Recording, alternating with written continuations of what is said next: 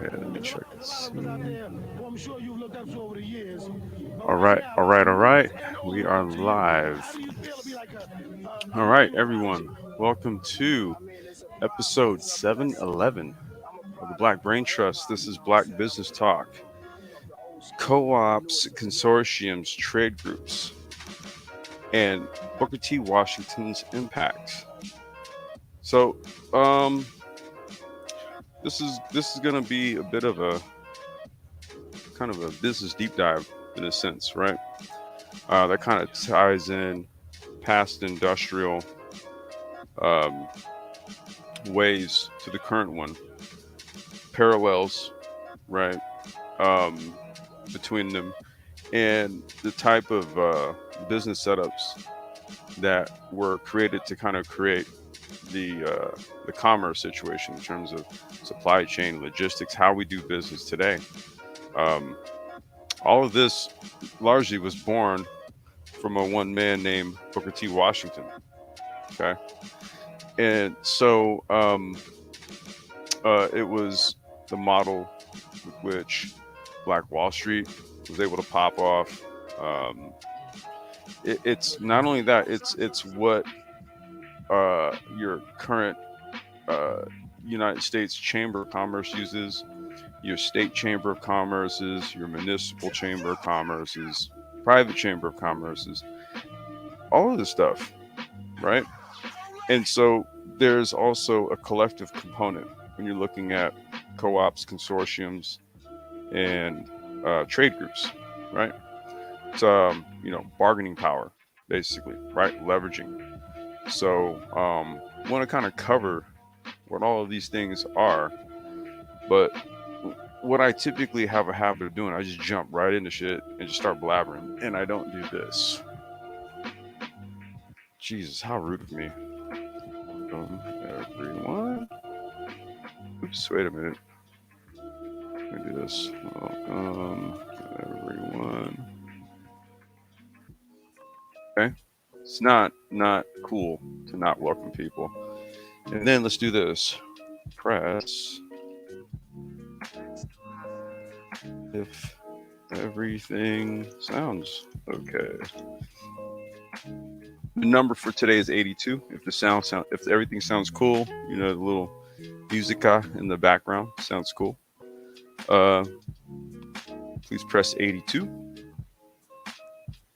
And let's see. I'll also waiting for Raw L to show up. I texted him a few minutes ago. Hopefully he's not caught up. But he'll show up. But I'll also do this here. Paste. Cool. Okay, I got 8 deuces. Right? I got 8 deuces. All right. And I'm also going to go ahead and drop the link. I don't want this to be just me, going in, but I do have some material that I want to cover, right? We want to go over what these various types of entities are, and how to utilize them, right? Um, and Rael is going to touch on the impact of Booker T. Washington as it relates to how modern day commerce is conducted here in the United States, because it was largely modeled after his National Negro Business League. Okay, so we want to deep dive into this because honestly, in our discussions when Raul and I are really business modeling and deep diving and stuff, when we're going over reference material, there's a lot of things that were attempted in the past, and through basically the fault of our own people, right? These things did not see the successes that they should have, and we've seen this repeated, right? See, so we want to really deep dive into this, man, and talk about this and see how it is we can actually leverage these tools today uh, to engage in meaningful global business. So here, let's do this. So what we'll first do is we'll cover, and this is from the National Cooperative Business Association. Okay, what is a co-op? What is a co-op? Oh wait, hold on. Let me take a sippy sip.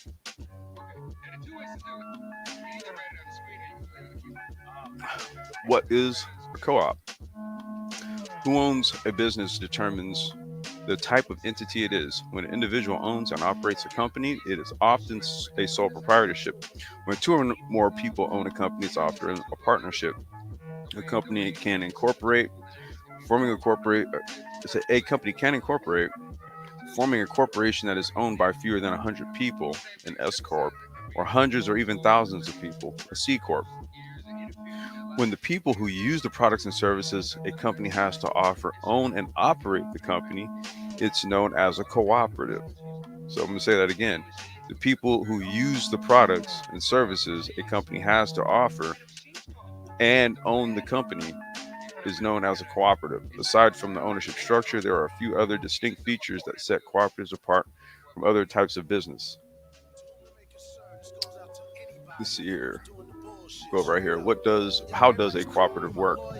To an outsider, a cooperative might look very similar to any other type of corporation. For example, if you were to visit a grocery store cooperative, it's very likely it'll look like any other grocery store. There will be aisles full of food, checkout registers where people can make their purchases. But if you were to look more closely or take a peek behind the scenes, you'd be likely to notice that the food co-op operates slightly different from a typical grocery store. For one thing, it's likely that the people who are members of the cooperative or part owners of the co-op are also working at the co-op, stocking the shelves and ringing customers up at the register. See, so you have an intrinsic piece of the pie, so to speak, just by mere fact of your activities within that organization. You're not just merely an employee. For another thing, some cooperatives limit who can shop there or use their services. So, perfect examples like Costco. Okay, you have to have a membership. In some cases, only members of a cooperative can shop at it. Some cooperatives are open to all, but provide special incentives to members, such as a discount on products or services. Why people why people who are members of a food co-op willing to volunteer or donate their time to work at a co-op? In part because the community focus of a cooperative and the values behind co-ops. Among those values are democracy, self-help, self-responsibility, equity, equality, solidarity. See, when everybody has an intrinsic interest in some shit, um, everybody's gonna like take more initiative in making sure that it's successful. So there's an incentive, right? There's a fundamental incentive with not only participating within a co-op and being a member of it, but you know, because of the products and services that you can get from it. But then as a result of that, you also own part of it. People who join cooperatives or who are among the founding members of a co-op often have the same shared values, meaning they are willing to work together towards a common goal. One of those goals is to create a better world by working together and by shifting the focus of the business to place people over profit to build a more inclusive economy. The people who benefit from the products or services of a cooperative business own the cooperative business. In the case of a grocery co-op, the people who shop at the store are owner members. It used to be the same way with the cannabis business here in California before they flipped it and made it um, recreationally legal. So this is how me and Anti-Grav was able to spin up our cannabis business back in 2017, 2018. I was a member of of a co-op dispensary, and I knew a dude who was running a delivery service associated with the same one. And since we were all members, we partnered up and made a business that targeted Airbnb. And since we were all members, we all made money. There you go. Just as the stockholders or shareholders of a business have a say in the ownership and operations of a company, the member owners of a co-op have a say in how the cooperative operates. The crucial difference is that in the case of other types of corporations, the size of their ownership stake affects how much of a say or how much control an owner has over the company. A shareholder who owns 50% of a corporation will have more votes or more control over the operation of the company compared to a shareholder who owns 2%. That's not the case with a co-op, as equity and equality are among the founding principles of a cooperative. Each member owner of a co-op gets one vote. The opinion of one co-op member does not have more weight than the opinion of another co-op member. Cooperatives often elect a board of directors. The responsibilities of the co-op board include ensuring that the cooperative is working towards achieving its mission, setting up operational policies for the co-op, and hiring any outside managers or other employees. Okay, I want to just kind of cover it in a general sense, right? Because what we want to do is look at these various ways of doing collective business, right? Instead of the typical uh, mode and method that we typically associate with how business is done. I think what we need to do is explore these new ways of doing things because, it- as you could, as you well could see from that article there, there's a collective element to it, and there's power in numbers, right? So, if there's a shared goal, shared common interest, you know, equity, all of these things, there's more to get when working in a collective environment like that. So, a co-op is one form of business grouping that we really need to start to seriously consider in terms of how we do collective business, right? How we collectivize our bargaining power and our ability to negotiate. So let me check the Chizat and see who then fell through. Let's see here. Lonzo, the all-star advisor in the house. What's going on, brother? You got JBA. What's going on, man? Yeah, hey man, we've been super duper. Man, I hate this. I hate that you keep using that. It's not an excuse. It's like for real, man. Like, this is supposed to. I was supposed to go live at 12, but I took like two business calls, dude. Like literally today, so I got pushed back to two. Let's see. We got Shango in the house. Triz, my guy. What's going on, man? Welcome. Seeking my creator, man. What's going on, brother? How you doing? All right. So let me do this. I'm gonna pull something else up here. Wait a minute. Nope, nope, nope, nope. Hold on. I thought I had it up.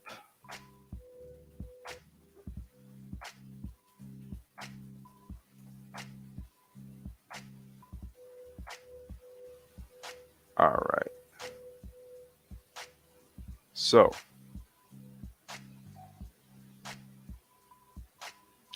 wait a minute. No, this isn't the one. No. Hold on, guys. Let me find it. Here we go. All right. Hold on a second. I'm going to do the screen share after I remove these. Let's see here. Boom. All right. Here we go.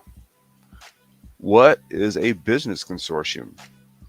Okay. So we're looking at, again, different type of collective business group entities, right? We covered co-ops. We've got consortiums. What is a consortium? A consortium is a group made up of two or more individuals, companies, or governments that work together to achieve a common objective. Okay, so now we're talking about going from individual people who are member owners of one entity. Then we go maybe like a step up, right? Where now we're talking about an entity where, let's just say, companies together own a consortium. So it's almost like a co op of companies in a sense, right? It could even include governments. So let's talk about it. Let's see here. A consortium is a group, made up of two or more individuals, companies, or governments that work together to achieve a common objective. Accordingly, a consortium is an association of institutions for the purpose of improved and expanded economic collaboration to achieve mutual beneficial goals. These consortia were voluntary, multi-institutional, multi-purpose, and designed to serve their member institutions. Likewise, what's a consortium agreement? A consortium agreement is an agreement between two colleges, universities to recognize your registration at each location for financial aid purposes. So it's kind of like it's like building kind of like an associated college network, right? And I really don't want to go over a consortium agreement. I just wanted to cover what a business consortium is, right? So that's essentially like if a bunch of co-ops got together, that would be a consortium of co-ops. Do you get what I mean? This is why I wanted to cover these three various business groupings, right? There's co-ops, then there's consortiums, which is like the next level up, right? And it's a very short and brief definition in all actuality, right? It's basically like a turbocharged co-op. But for the purposes, once again, of of improved and expanded economic collaboration, this is where different types of let's say industries. So, for example, you could have a group of businesses that are in like battery production, right? Like, let's say they produce batteries or something, and then there's another company that produces motors, another company that produces like controllers, right? And then there's like a software developer, okay? And then there's like, and then you take these guys all together, and then what they'll do is collectively they'll develop a single product out of all of these various components, and then go to maybe say like an overseas manufacturer and say, hey, make a car using these. Let's cut a deal, right? We're bringing all the hardware, we're bringing everything, just make the car for us. Versus if you were to just go to them and just say, hey, make a car for me, right? And then they put it all together, right? See, so you're now asking them to just do a certain part, right? By collectivizing, saying, hey, I do this, you did this, you do this, and we do this. If we put this together and we go over there, like they might build us a car for like 30% of the cost that they would do their other cars. Why? Because we brought most of the shit to them, right? So that's how consortiums can work to set up bargaining, right, and deals on more of like a large scale, like an OEM scale, so to speak. And let's look up the other one we have here.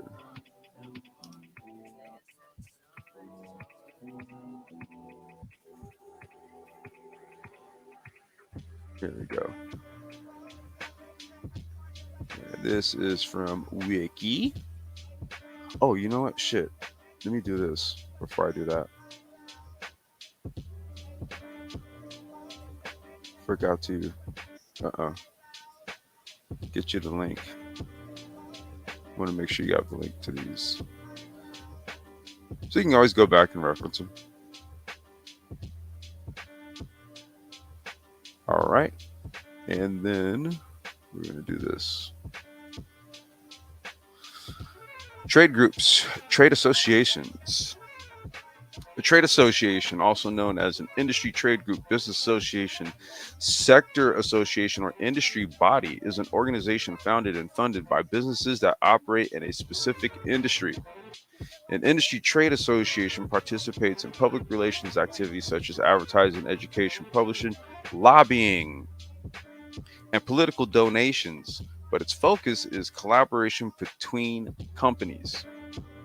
Okay, so a trade group is sort of like the intermediary in between, say, like the companies that are within a consortium, right? Or the trade group would actually be that body that does the negotiating, right? So that scenario I was telling you about with the consortiums, then what they do is there's this thing right here that actually goes and makes the deal happen, right? This is like we're talking industrial shit. But its focus is collaboration between companies. Associations may offer other services such as producing conferences, holding networking and charitable events, or offering classes or educational materials. Many associations are nonprofit organizations governed by bylaws and directed by officers who are also members. Once again, we're talking about this whole sort of co-op consortium type of model. See, when you get up to this, when you're looking at this level, the scale of like industry, you'll notice that a lot of this stuff is set up in such a way where even companies that quote unquote compete or may compete with each other, they actually have to work together at a certain level.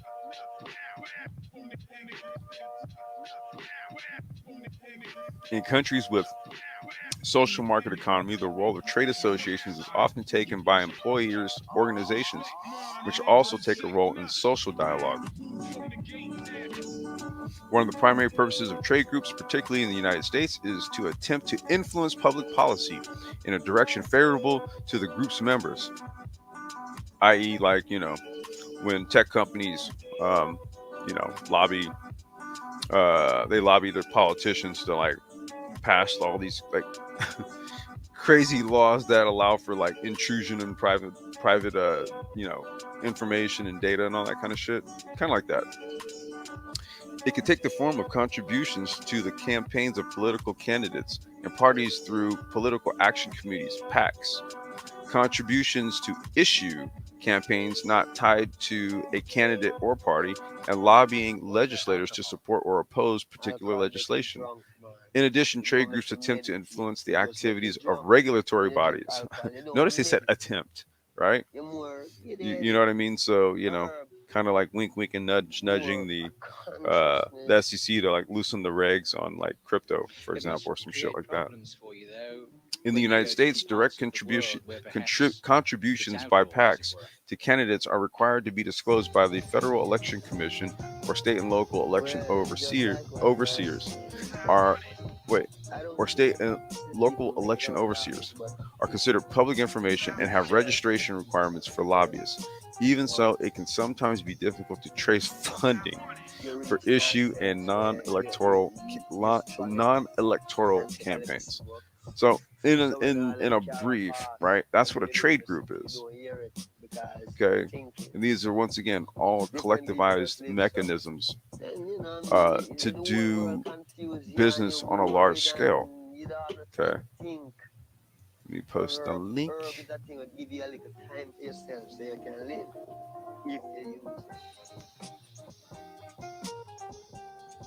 All right. So that is the link to trade associations.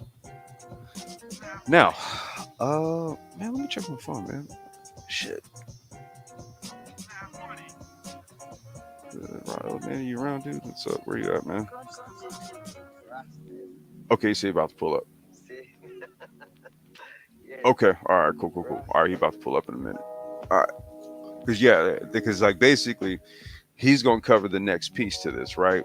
Um, because what we now want to do is now that we understand what these things are, what we want to do now is like look at it in a historical context, right? How it was that black folks always leveraged this, right? Particularly during the time of Reconstruction and all that shit, right? Post slavery, when you had your Tulsas and your Rosewoods and all of these other which I'm calling Allentown here, uh, or Allen's I forgot. It was a black city here, Central California, right? It's still majority black today. Um, and it's a farming community. Um, but we always utilize these tools. The problem was that Booker T. Washington um, saw it applicable to a greater scope than just how it was being done, right? And he set up the institutions and the structures and actually it was a thing. It was an actual thing. So much so that your modern day Chamber of Commerce and how that entity works came from him. Okay, but he was actually trying to use it, you know, for us actually in all reality, and his biggest detractors were black folks. And so it's an interesting it's an interesting piece, man. And like I said, man, when Rael pulls up, man, yeah, when he and I we was building on stuff because the other part to this too is that um I don't know how much of this to share, but we're putting the bylaws and everything together on the basically a business consortium born out of the channel. Okay, that's one of the things we kept under wraps for a long time, and my good brother Gideon um, got at me yesterday, and we got back on track with some things that we were working on pre-pandemic, right? And so we got the draft for the bylaws for all the stuff that came through this morning. That's another, just like I said, shit was going on this morning, so we had to push this back. But um, we talk about these things because this is also a real-time practice. We actually do this, right? See, so you gotta take from the information, extrapolate from it, and then apply it to today, right? And this is why we want to deep dive and talk about this because when the discussions always had about, well, how do you you don't own any industry. I mean, you hear like you got to dispel the bullshit. You really do, right? And the best way to do it is to actually engage in like industrial scale business. That's the best way to do it. That's how you can like cut right through all the bullshit uh that you hear people talk about, like what it is that black men can't do, the defeated stuff and all this bullshit, and then when you hear it from both sides, you hear it from men and women. Okay, you hear men tell you about why it is that you know you can't do international business and why you can't this and that, and then you have the chicks that'll be telling you the same shit, right? However, it's all bullshit, all of it. It's all bullshit. And if we go back in time, and what we find during the time of Booker T. Washington is that, much like today, his ideas were first class, and they were right on point, and it was exactly what was required to get the job done. It was the solution. The problem was, you know, oftentimes black folks have a problem following the lead of motherfuckers who know more than them, ultimately ends up being what our downfall is. Okay, just went over three different types of business arrangements where equal input equals equal output. What you put in, you get out, right? And if everybody wants the best for something, guess what? Everybody gonna put in. Now, you would think that that's the most logical way to go about doing stuff. However, history has shown that this is not the case with us.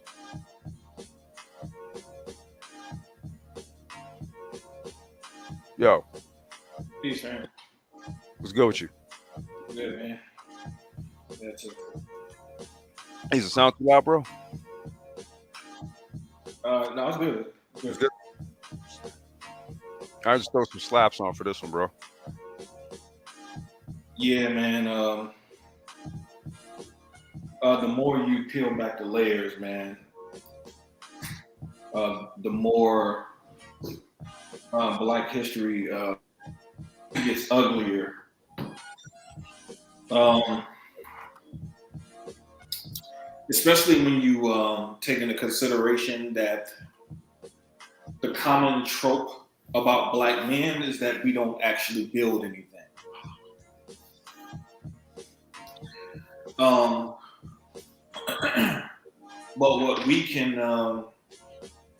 what we're finding out is that not only have we built things for Black people, we have built things that has allowed America to use our blueprint to flourish as a nation for non-Black people. Um, and when you see that the biggest detractors tend to be people that look like us in terms of Black advancement, um, it really should make you sick to your stomach. Um, this is under the backdrop of like I said before, the notion that black men don't build anything. Because we know we've heard that for years. Matter of fact, this is a common trope in the pro-black circles from actually males who echo these sentiments in terms of saying things like, well, the reason why the women don't respect us is because we haven't built anything. Nonsense. And just just literally allowing themselves to be uh, subjugated from a gender perspective. Um,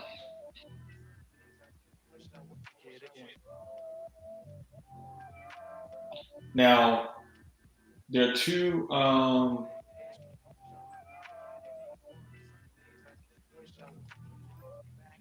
books that I want to.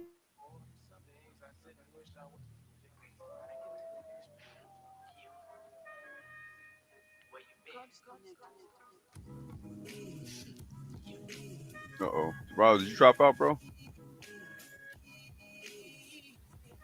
Oh shit. I think he might have dropped out. I'm not sure what's going on with the sound. All right, let me see. I think maybe his sound might have dropped out.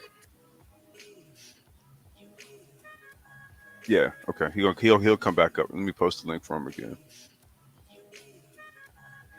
Um, because he's gonna pull from some he's gonna pull some passages, man. Like we was going over some things, man. He's gonna pull some passages from some books speaking about the National Negro Business League, the Tuskegee Institute, right, and how it was that it was the NAACP and and I'm trying to remember, it was one other black social group that was against the National Negro Business League. Okay, they were opposed to him and his, I guess, his bleeding heart or his bleeding capitalist objectives, right? But apparently, it was good enough for them other dudes, right? It was good enough for your Fords and all your other multinational corporations, right? It was good enough for them, but black folks was his biggest enemy. So we need to talk about this because how is it that we are to leverage these types of business arrangements, these type of groupings, right? Consortiums, co-ops, trade groups, right? To get things done on a larger scale when the people required to do it are the ones that are most opposed to you. This is a problem, right? And what it is that Rael's going to dig in on is legit what it was that at the precipice of all this, right? The turn, the New Deal, Teddy Roosevelt, and all that stuff, because he gets credited. He gets credited for instituting the U.S. Chamber of Commerce. But Rael, where'd he get that shit from? Booker T. All right, so look, here's what we're gonna do. You got the knowledge ready? Yeah. Okay. Look, I'm gonna let you rock, dude. I'm just gonna check on my shorty real quick, man. Give me like 5 minutes. Okay. All right. Now you know what? Give me like three. It ain't gonna take that long. I just want to see. She asking me for something, man. Okay. All right.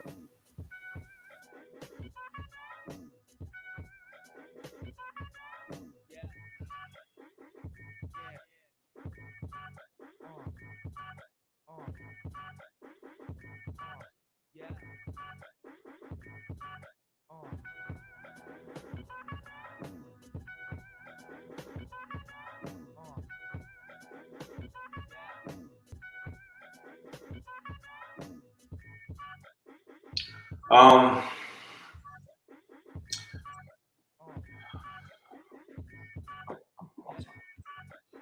Um. One of the things that we need to keep be mindful of when we're talking about something like Booker T. Washington's National Negro Business League. We have to keep in perspective that there were people who didn't want to see something like this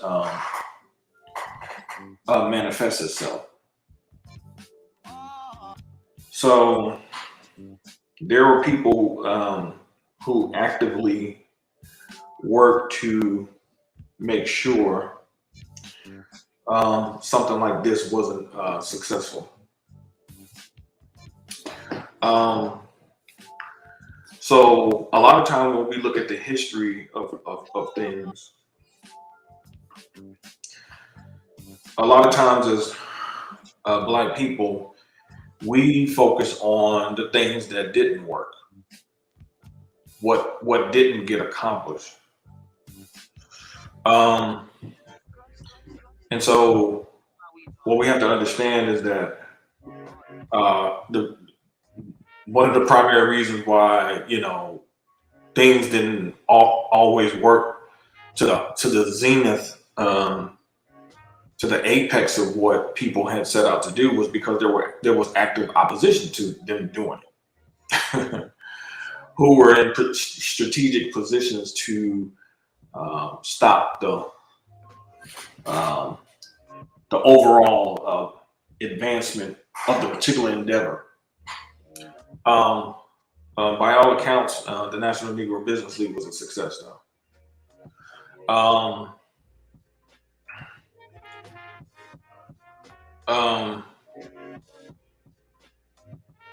I want to talk about what the National Black Chamber of Commerce and what they had to say about Booker T. Washington. I'm back. Yeah, I'm here. All right. Because I think it's important for us to understand who actively engaged in opposition to Booker T. Washington. So I'm going to read something from their website, and then I'm going to go into something that I'm going to pull from this one particular book. I got two. This one particular book called "The Business Strategy of Booker T. Washington: Is Development and Implementation" by Michael B. Boston, and "Alabama in Africa: Booker T. Washington, the German Empire, and the Globalization of the New South" by Andrew Zimmerman. But first, I'm going to start with the National Black Chamber of Commerce, who called Booker T. Washington our greatest visionary.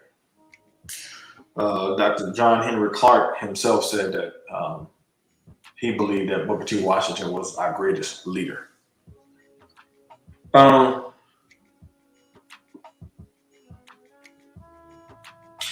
It sounds so funny, but the most relevant leader of Black America was born in the 19th century, wrote his teachings in the 20th century, and those words are most applicable now in the 21st century. Yes, there are others such as Frederick Douglass and our undeniable liberator, Dr. Martin Luther King Jr., but the teachings and philosophy of Booker T. Washington are timeless and apply today as they did decades ago. There have been great efforts to erase his teachings and divert his mission, but still the lessons rise and still they apply today as much as ever. Booker T. Washington was born in West Virginia and recognized at an early age the importance of education, so much that he literally walked to Hampton University in Virginia, hundreds of miles away, so that he could begin his formal education. While there, he learned ways to construct a model university for Blacks and decided that somehow he would develop it. Not many years later, he started the Tuskegee Institute in Alabama with some seed money from a religious order. From the ground up, he built one of the finest institutions in the world that still exists today and cranks out thousands of Black graduates to lead our communities. His whole point was that Blacks can do this on our own. We just have to get ourselves together from the plans, form the plans, and implement them. From education, we go to capitalism and commerce. Not only can African Americans survive, we can thrive. Self-sufficiency is the key, and that lesson still applies today. Mr. Washington's plan was to spread the success of Tuskegee to the rest of the nation. He formed the National Negro Business League, a network of chambers of commerce, and began putting offices in cities throughout the nation. He was going to empower Black America through education and commerce and build strong, viable Black neighborhoods. White industrialists saw his plans as music to their ears. Finally, the solution of the Negro was formed, and there was a happy ending coming. Magnates such as Andrew Carnegie, Henry Ford started funding these business leagues. President Teddy Roosevelt invited Booker T. Washington to the White House for dinner and to acknowledge his program as a national solution. Mr. Washington's efforts was accomplished a few years before the establishment of the U.S. Chamber of Commerce. We had it first. So black So people had the first U.S. Chamber of so Commerce. wait a minute, dude. Not only did they recognize it as a solution, right, for the problem to solve, like what was going on with black folks, but they also saw it as a national solution. Yes. Okay. Um, White capitalists and Republicans applauded the merits of Booker T. Washington's um, Negro Initiative. Um, but white liberals up north were threatened and enraged. They plotted against this positive initiative. They formed two different groups within a few years, the NAACP and the Urban League. Both of these organizations were designed to thwart the efforts of Booker T. Washington and distract the efforts of blacks to embrace capitalism and economic empowerment. If you want to know why there's an aversion to black people engaging in business, it's specifically because the other side won. The other side won. Um, I think the let me make sure I get the right date. Um, um, as far as the establishment of the um, I mean, I'm just tripping on this dude because it was like there was like offices for this shit funded and set up and everything, in various cities, right? uh, But the NAACP had a problem with it. okay, so it was founded in 1900. Yeah. Now you got to remember, Tuskegee was set up in 1881. No, it was Tuskegee. I think it was 68, if I'm not mistaken. Mm,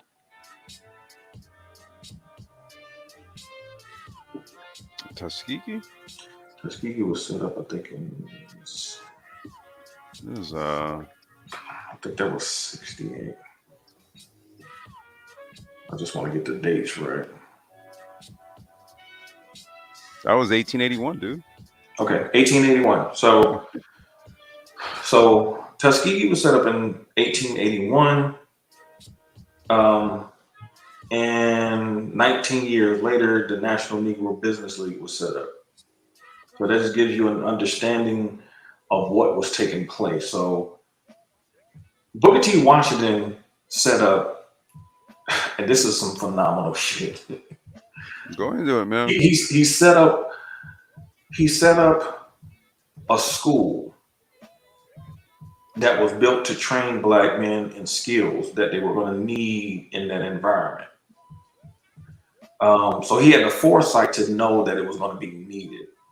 And then after that, 20 years later, he set up a chamber of commerce that became the national governmental American government blueprint of organizing business and business interests to move the United States forward. Um, I don't think people really understand how much this was impactful in terms of America's um, um, Well, supremacy, yeah, the I was gonna say supremacy their coming ability to do the type of business that it's been doing. right. Um, um, I mean, two powerful institutions from somebody who used to be in slavery, by the way. Okay, Imagine that. with no formal like he didn't grow up with a silver spoon in his mouth like this. Like it wasn't like that. So,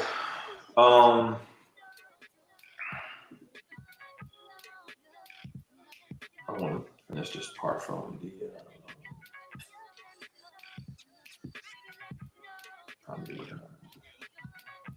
National Black Chamber of Commerce. I mean, So it's like I just want people to grasp this shit, dude, because it's sort of like there's sort of kind of like an anti sort of like uh anti sort of entrepreneurial, well, no, I don't want to say entrepreneurial, but anti-industrialist, anti-capitalist sentiment that we have as people, dude, and that's what largely keeps us from doing the bigger the foundational type of business. You get what I mean? mhm.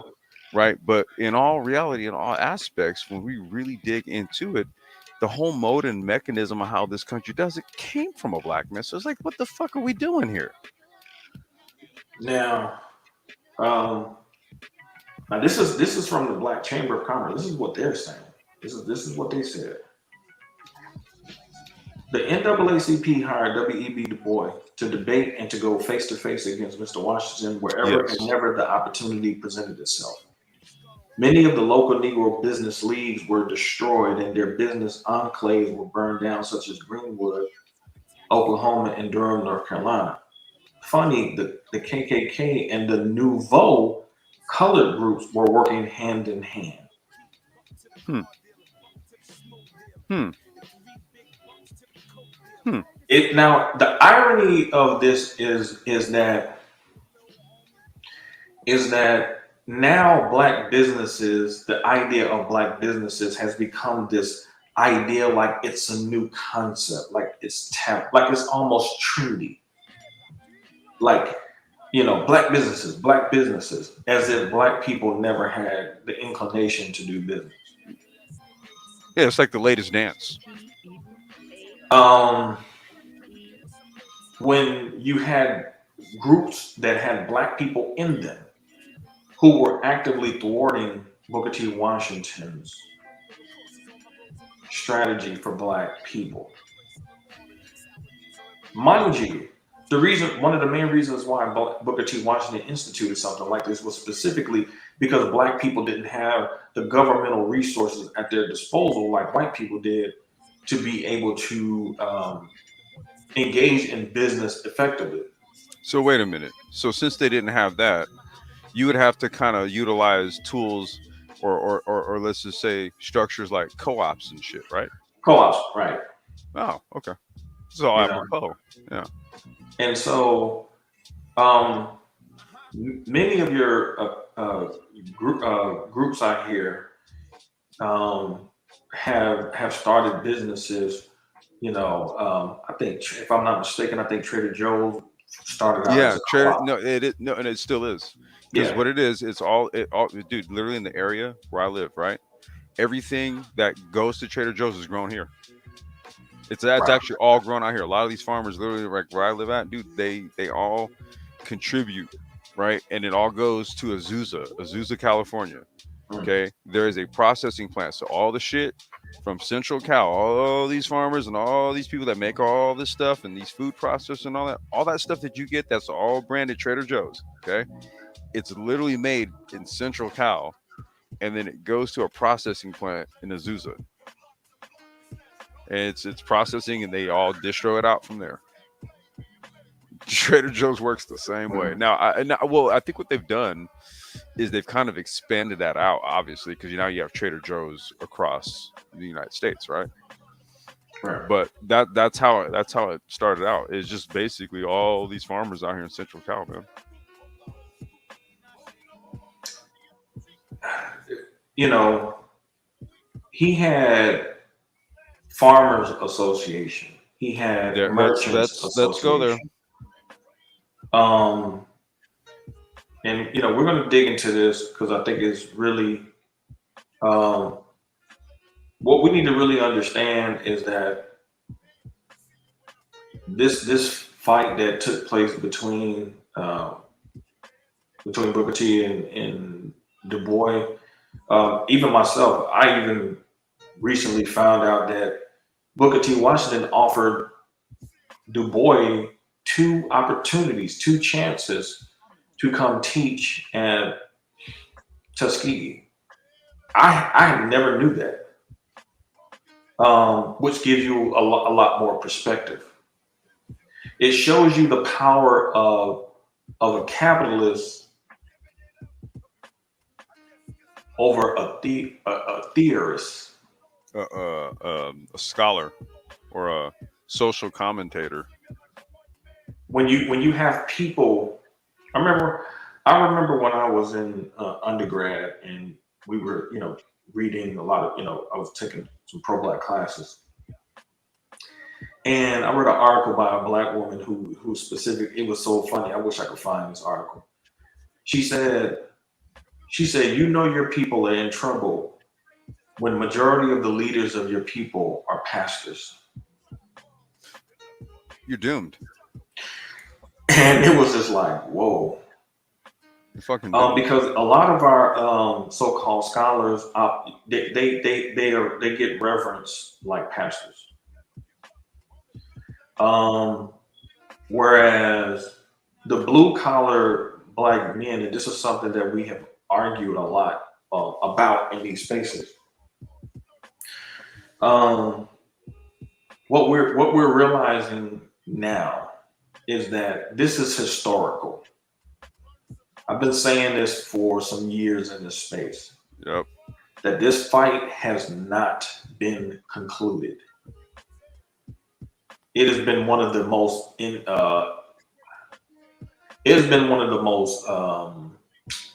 divisive aspects of this particular space. I would probably say this is probably the most divisive aspect of the manosphere. Is this argument, right? This is literally this is it. This If is it right y'all here. want to understand why black men are not getting along with each other in this space, this is why. This is why we're doing this live stream right now. This is it. Because yeah. When you have men who don't understand business, industry, capitalism, when they don't understand this, most of their orientation of the world is to be scary and cry all the time. That's what they're going to do. And then constantly question those more competent than them. Right. And try to undermine them when they see the shit working. When they see it working. And this is what happened to Booker T. This legacy, first of all, the fact that you have, and these so-called black scholars, they do research too. Many of them know this information, even if y'all don't.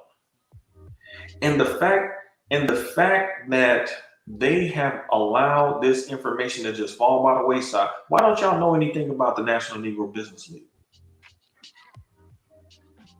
My great grandfather had a grocery store.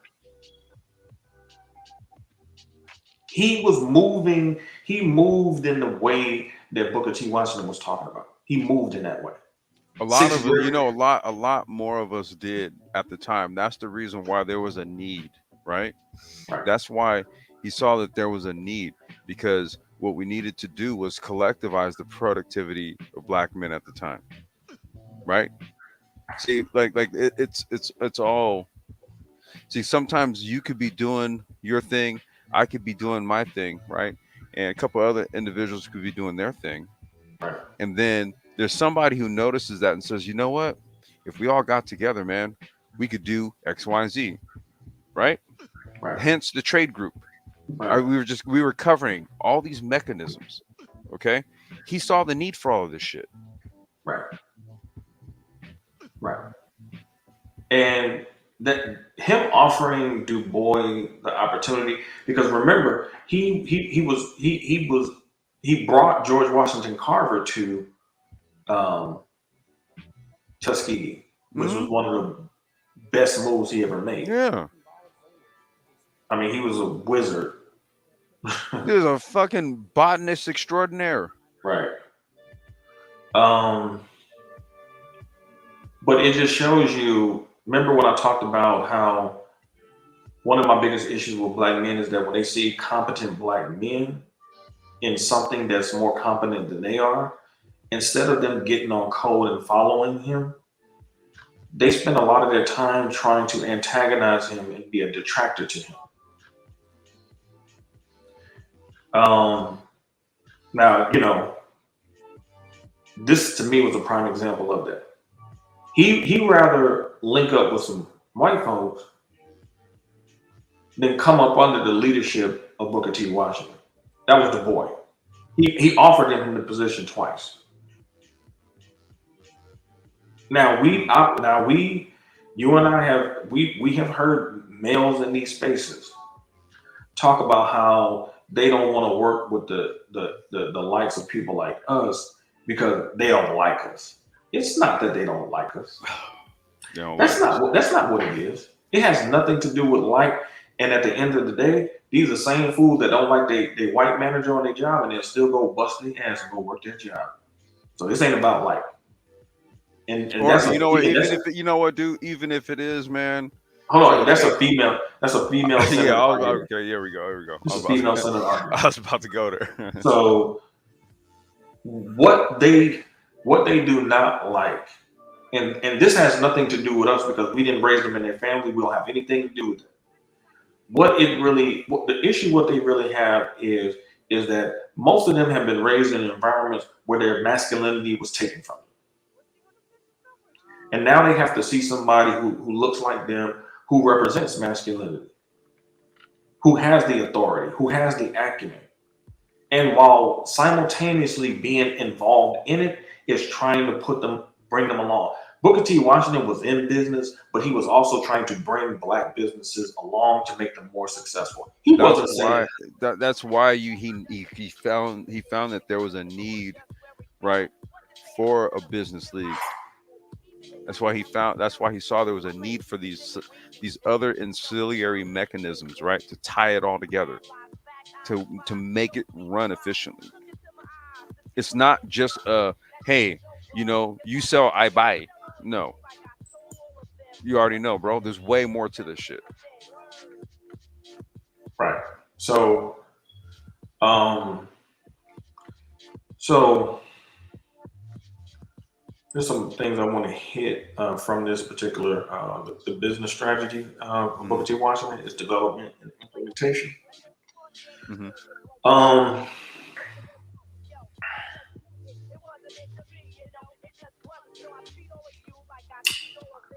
the author says another league member like Banks suggested that an abundance of land be purchased in the West for real estate purposes, that land be procured in the South in order to produce and sell timber, that a coal mine be purchased, and that a department store be bought.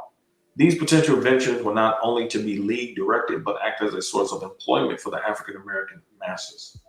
Despite these suggestions, the new direction that Banks and others envisioned would be taken only after Washington's death. Still, the NNBL had more positive dimensions than negative ones. First, Washington should be commended for establishing an organization whose purpose was to promote entrepreneurial development among African Americans, particularly since scholars have argued that one reason for the failure of African American businesses during the Nadir was the absence of a business tradition. Listen, rather than being content with this situation and concluding that no businesses could be successful. So he wasn't a pessimist, he Nope. was an optimist. Washington set out not only to increase the number of African American entrepreneurs, but also to dispel the myth that a business tradition was prerequisite for business success.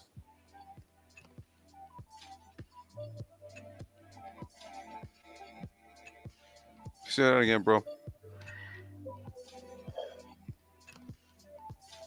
Rather than being content with this situation and concluding that no businesses could be successful, Washington set out not only to increase the number of African American entrepreneurs, but also to dispel the myth that a business tradition was prerequisite for business success. One of the things that we have learned ourselves as people in business is that one of your the best education you will get in business is starting a business from the ground level. That's your best education. You're gonna learn it, soup to nuts. You're gonna catch You're going to learn it from the front end to every the back end. goddamn thing. You do not have to go to school to learn business. Bill Gates dropped out of school, out of Harvard, and he's a billionaire.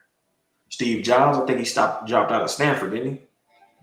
Yeah, Dropped out of all of them Stanford. dropped out, man. All these motherfuckers dropped out, bro. I dropped Um, out. All the, all of us. I dropped out. the guy for Virgin Atlantic, what's his name? Richard Branson. Richard Branson. He He started. is He's like, dyslexic, and he yeah. dropped out of high school He at dropped out of high 15. school and started a damn business in his room because what the hell else was he gonna do, right? So, so what Booker T. Washington saw, the because many of us know this now, but he saw this back then. He was saying, you do not have to be raised in a family that is a business-oriented family to learn business. You just have to get interested in business and be about it and move in it. It says, second, with respect to the NNBL, Washington was aware of the structural limitations prevailing in the United States, such as racism and particularly segregation, as aforementioned. He wanted always to emphasize opportunities rather than injustice perpetrated against his race. This was the main reason why he did not want the NNBL to be a political organization. Ha! He Strictly specifically business. Strictly business. he acknowledged that there were already enough black organizations that were out there dealing with the politics. Yeah. All we do is throw dollars at the lobbyists. These strictly business over here. Right. Gotta be about that capital. Hey, let me do this, bro. We've been chopping. I ain't man. I'm being rude, bro. Let me just real quick, man. Let me just acknowledge everybody, man. Go ahead.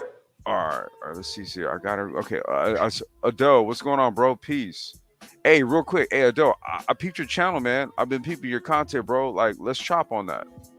I'm seeing what you're doing, bro. Let's chop on that. Dollar Washer, what's going on? Hey, man, I'm gonna do that to them seeds tonight, man. Dave Town, what's going on? Callie Jane, what's going on with you? Ramil, what up, man? All right, I just wanted to catch everybody that's in the chat, bro. I'm sorry. Go ahead. Go ahead, man. You good? Um, Thus, NNBL delegates, in responding to Washington's leadership directive, expressed how they had seized opportunities in their midst and capitalized on them. Their testimonies were to serve as an inspiration to themselves and others. Scholars, however, have argued, and that's the key word, scholars. See, what you black people are going to have to be very wary of are people who criticize black men and the projects that they engage in, who are employed by people who had an interest to not see those projects be successful. Just keep your eye out. That's all we're gonna say about that shit. Who employs them? That's going to tell you That's everything the you need to know. question. That's the question. Um, their testimonies was to serve as an inspiration to themselves and others. Scholars, however, have argued that Washington did not consider structural issues or evaluate the status of African American businesses while promoting the NNBL's objectives. But it should be pointed out that he was well aware of the structural issues as well as the status of African American businesses. Instead of being discouraged by what he knew, however, he designed his organization to be constructive and progressive, even in the face of an overwhelming number of barriers. Third, I think this is, if Alonzo is still listening, I think this will be of interest to him. Third, the I very was hoping he existence. was gonna join Lonzo. No, I'm Yeah, I was joking. hoping he was going to. I'm just ripping him. Third, the very existence of the NNBL helped initiate the creation of the National Negro Funeral Directors Association, the National Negro Press Association, the National Negro Bar Association, the National Negro Bankers Association. Well, how can you have a black bankers association if you don't have Without black an bankers? insurance one. And the National Association of Negro Insurance Men. Wow, look at that. Look at that. Wow. Kind of knew all the critical components, right? In terms of the money flow and the money exchange and why you needed associations with regards to any of the professions that dealt in those various sectors. Wow. Now, If anybody in here is adept at business, you know that there are all types of associations dealing with aspects of business, real estate associations. If you want to invest in Automotive association, automotive associations, restaurants. You want to keep going to come we got to on, keep going. come on, come on. So, um, all of these organizations were affiliated with the NNBL, promoted its aim, and had members active in it. As an example, Charles C. Spalding, who lived in Durham, North Carolina, headed the North Carolina Mutual Insurance Company and was inspired by Booker T. Washington, was not only an active member of the NNBL, but also an active member of the National Association of Negro Insurance Men. See, man, I really don't. Yo, I really don't like this trope that black men don't build. I fucking hate it. I despise it. I despise the shit. Yeah. I swear to God, bro. Like, say that shit to my face, man. I don't know what's gonna happen, bro. I swear to God, man. I swear. What we're realizing is that black people they don't want a community built by black men. That's not what they want. That's fucking sad. What black people want are the ghettos and the projects that white folks built for them. Well, Joe, They want the subsidized housing that white people give to them. That's what they want. Because there's no way in hell that a black man that came off the plantation that not only built a school and built the first chamber of commerce in the United States came through a black man's vision. And there's no way that he can build both of these institutions, and black people did not get on code. And when I say black people, I mean the men and the women. Because we're gonna show. people. No, I'm gonna we hold being, on. people. Yes, I'm gonna show how both dropped the ball. Yeah. How both. Yeah, no, it's smoke for both. It's smoke for both, Fourth, man. fourth, evidence indicates that some local leagues were involved in community issues involving race progress in addition to promoting business development.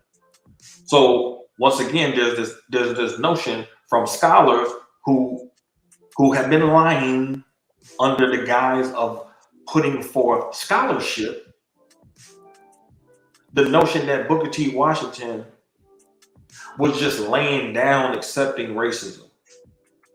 No, what Booker T. Washington had to do was move strategically to get the resources he knew black people need so he could fund certain things in a certain way without messing up his business interest.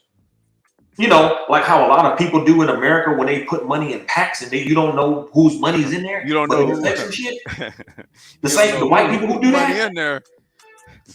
but you don't know that. The Montgomery, Alabama local league is a case in point. This league adhered to Washington's directive of promoting business development. Its members first met once a month, then as they grew weekly. It also sent agents out into the local community to promote business development and maintaining existing businesses. Moreover, when the Montgomery City Council changed the cemetery entrance rules to require African Americans to enter from the rear, the local league met with the city council and convinced them to reverse their decision. Furthermore, when a new school was needed to accommodate the African American population, the local league again met the proper authorities, informing them that a new school for whites had just been built with school tax funds, but nothing similar had been done for African Americans. Since the school board had nearly exhausted its funds, the local league offered to raise money to purchase the land for the proposed school, provided that the school board purchased the building. This arrangement was satisfactory to both parties There you and was go. accordingly instituted. The local league of Richmond, Virginia, concerned over the disenfranchisement movement taking place in the state and partially attempting to counteract it, asked Washington to speak before a mixed audience, which was to include the governor and state legislatures. Washington acceded to the request and delivered an address which was well received. So the idea that Booker T. Washington was just accepting racism and Bullshit. not trying to combat it is false. He did it strategically though. He wasn't out here with a bullhorn in his hand, running up in white people's faces, antagonizing him Talking because about Black Lives Matters. at this particular time, it would be stupid for you to do stuff like that because you No, had he something was like about Black business matters. the Klan out there. You had legitimate physical threats of violence out there that could have got at you. So that's why you didn't do it. He had to be strategic. That's why he operated the way he did. But what we usually have in Black America are sideline reporters who are very famous, even in spaces like this, who will sit on the sideline and complain about how somebody who is actually in the game playing the game when they won't even get in the game. They won't even get in it. But the cold part about it is that the people that they then want to turn around and say conquered you is using your shit. The fuck out of here, man. Oh my god. I'm just saying it was set up for you first, right? Right. Am I lying? I mean, are we telling any lies? You're reading from the source. That's why I was like, yo, we was talking yesterday, right? You know what went down on the phone yesterday, right? Shout out to Gideon. I know he listened in the clouds, right? And then we had the chop up about Booker T and you know and what was going on with Tuskegee, and I'm like, wow, dude, like, don't you see the parallels here, right? And the very thing that it is in the back check that we putting together, like you got the bylaws today, right? We're utilizing the same mechanism. It's the same shit that he saw back then that said that this was what's going to work. This is what's going to do it for us, right? And we talking about it on an international scale. And didn't Booker T try some international shit too in Africa and the Togo? Togo, Liberia. Right. Sent, what was it, expedition teams from Tuskegee overseas, right? Mm-hmm. Trying to link it all up. So Yep.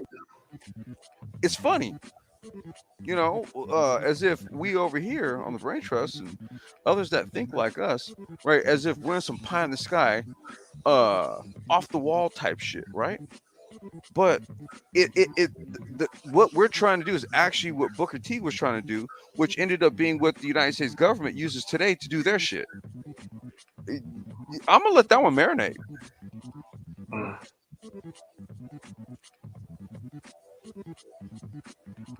Mm. I mean, look, I see engineering cannabis's comment there, but in the year 2022, why is business development still not building traction within the community? Great, Hold on, great question. because you have had Black people in instrumental positions who have actively engaged in sabotage trying to stop Black business development. It was right there in the joint that Ron read 15 minutes ago. And you know what? If we were to take a microcosmic modern day viewpoint, right? It's no different than a motherfucker who pulls up on a panel that business is being talked about and starts to troll. How many times have you seen that in this manosphere space? It's amazing, isn't it? Mhm. Hey, Rob, give me, hold it down, dude. Give me 1 second. Give me 1 second. Okay. All right. And yo, if the link's in the chat, Rob, we get to open it up, right? I mean, do we have Oh enough yeah. capacity? Oh yeah. Oh yeah. Okay, because I think we covered, right? The main thing we wanted to cover, right? One, why consortiums, co-ops, right? And trade groups are important. It's so fucking important that Booker T even saw its importance and set up and set up vehicles, right? To funnel all of this together. And what he set up was so good that Theodore Roosevelt decided to use it for the goddamn United States. And then that same model is with every state chamber of commerce, and then when you go down to the county and then city chamber of commerces, it's the same fucking model. Mhm. I will be right back, bro. Hey, Mike V just pulled up. Hold up. Okay. Yo, Mike. Hey, peace to the panel, peace to the chat. What's Peace, good with it, Mike. man? Not much, man. I'm just catching up with what you guys are talking about. Okay. Hey, Ryle, you want to just fill him in, man? I'm gonna step out. I'll be right back.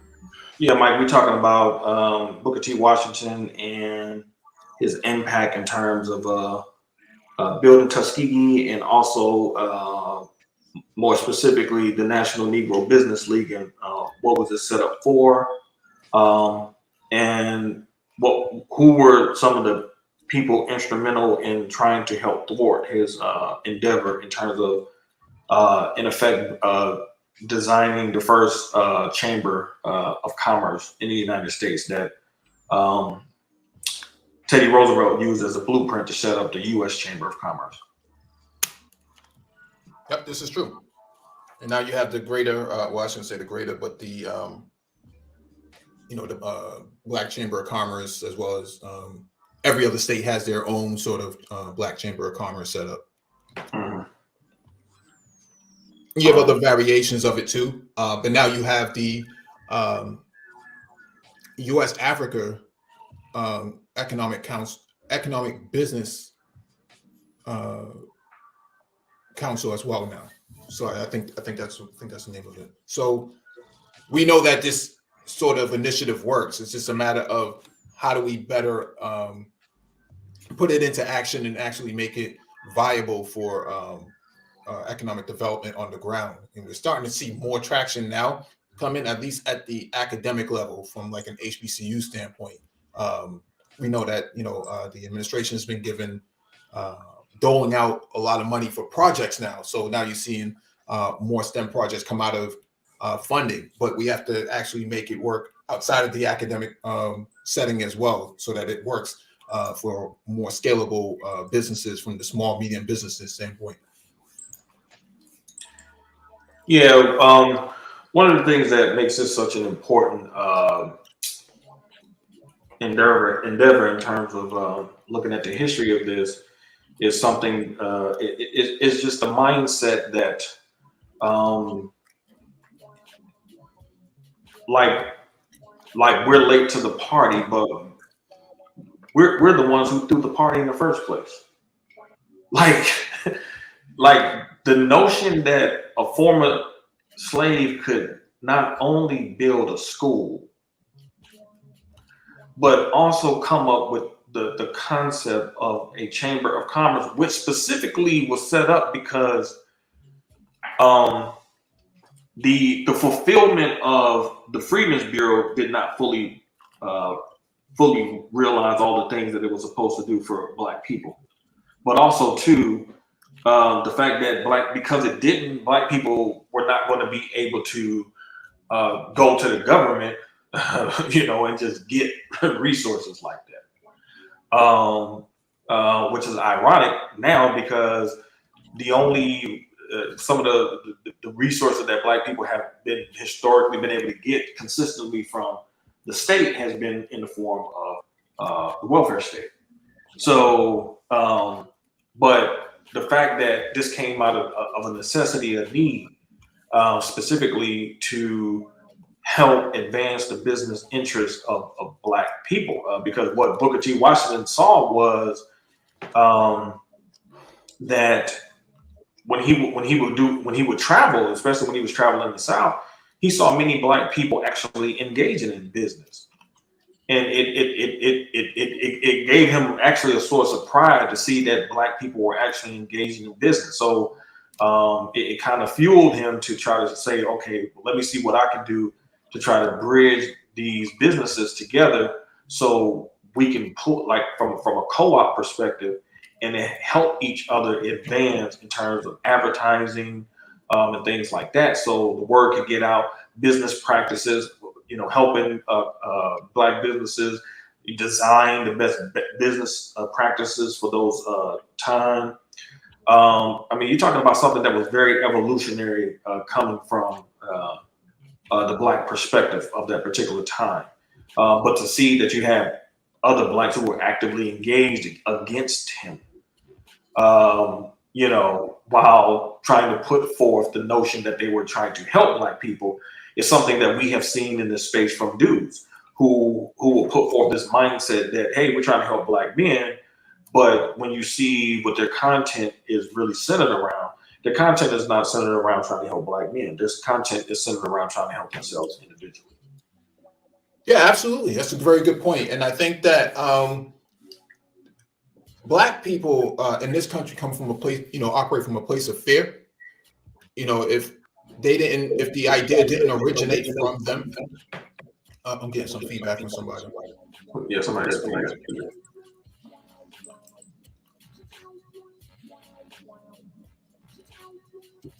Go ahead, Michael. Yeah, I'm still hearing feedback. Let